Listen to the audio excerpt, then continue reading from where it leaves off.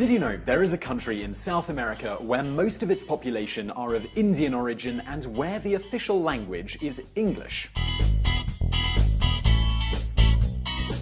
Now, if you don't know which country I'm talking about, don't worry, because this is one of the least known countries in the region, and to be fair, the media doesn't really pay that much attention to it. So, a small little country that the media don't talk about very much, well, that sounds like the perfect ingredients for a visual politic video.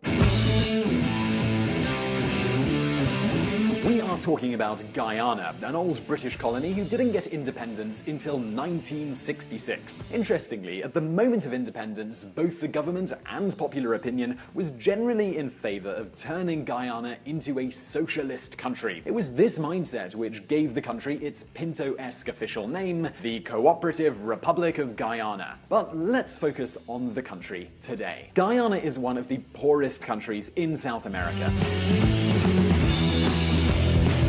It has crime and violence rates that are some of the highest in the entire region, and that's saying a lot. In fact, if Guyana is known for anything, it would be for its place in the international supply of cocaine. Oh, and also for having one of the highest suicide rates in the world, so not exactly brilliant things. Now, with all of this information, you'd be forgiven for not being optimistic about the future of this Caribbean country. But they may be about to get a lot luckier.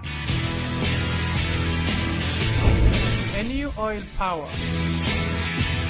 All the signs point to Guyana becoming an oil power. For the time being, this small republic with a population of about 750,000 inhabitants has already got the attention and dollars of multinational companies such as Exxon or HESCO.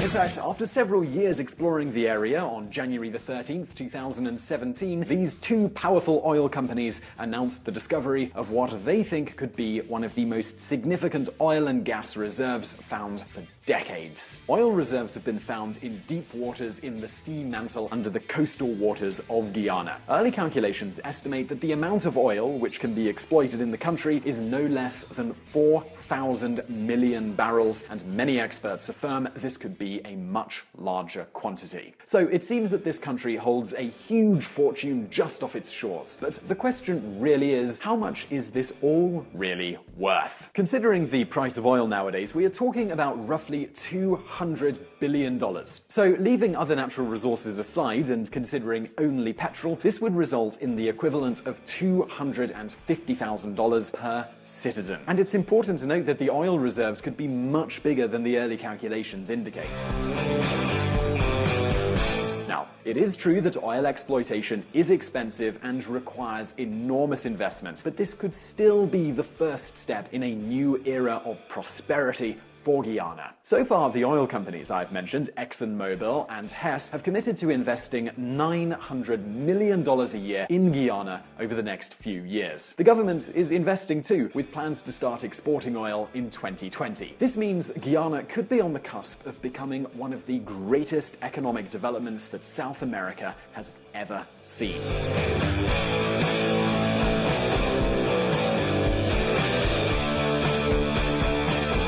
Yes, Guyana, that poor, violent country, could become the kind of country which other people in South America who are unemployed might look at and think, I want to change my life, I want opportunities, I want to go to Guyana. Guyana could become that big hope for many unemployed South American people. Nevertheless, before they start packing, we have to say that it's not going to be that easy. The road ahead is going to be fraught with difficulties.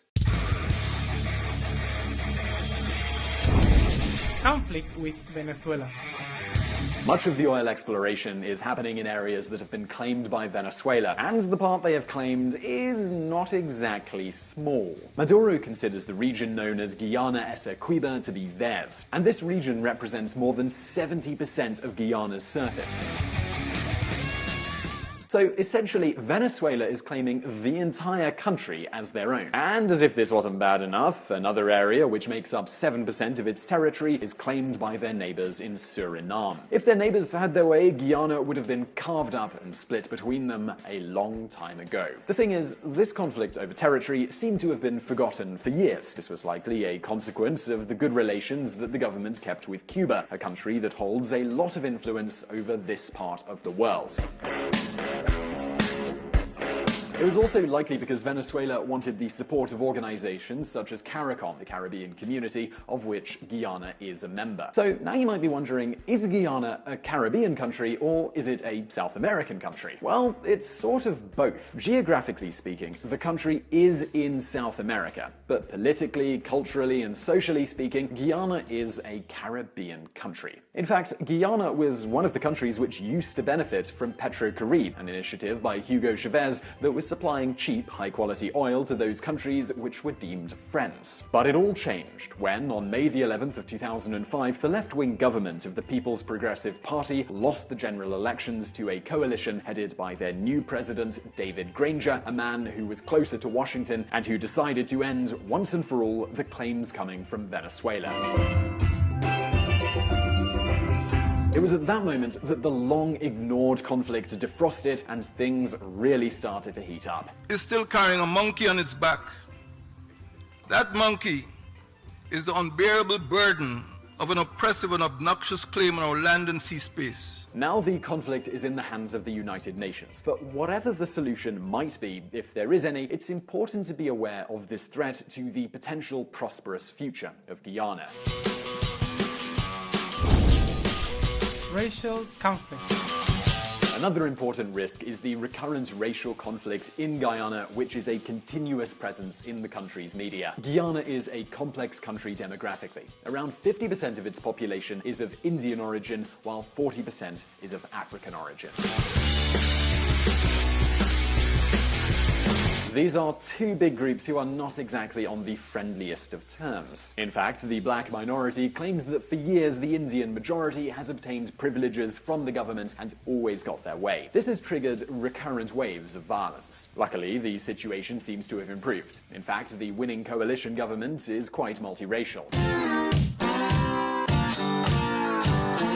However, there is still the possibility that further internal conflict will flare up. In any case, not only does this new government have an opportunity to overcome decades of conflicts once and for all, but it's also being looked to fight violence and corruption in the country, something that Guyana certainly needs, being one of the most corrupt countries in the world, according to Transparency International. So the new government has quite a few major tasks ahead of them: oil exploitation, as well as a fight against corruption and criminality in the country. The thing is, if they achieve their goals, Guyana will attract great attention and may become one of the richest countries in South America. But this will only be if they use their resources well. But the question is, will that happen?